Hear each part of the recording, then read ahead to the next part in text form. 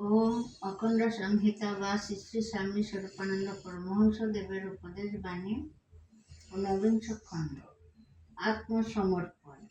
শ্রী শ্রী ভবানী বলিলেন, অখণ্ড দীক্ষার আর একটি বিশেষত্ব এই যে এতে ভগবানের কাছে দাও দাও রব তোলার প্রথা নেই। রূপ দাও, ধন দাও, যশ দাও, শত্রুকে বিনাশ করো ইত্যাদি বলে ভগবানকে বিরক্ত করার প্রয়োজন বোধ নাই।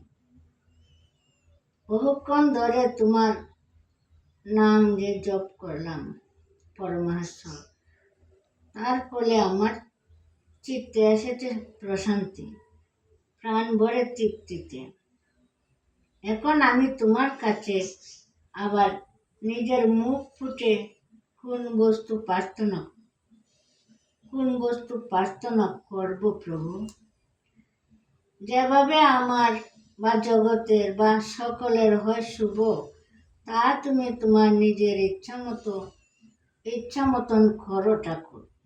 আমি তোমার শরণাগত হয়ে বিনা শর্তে বিনা দাবিতে পূর্ণরূপে আত্মসমর্পণ করে নিশ্চিন্ত হলাম।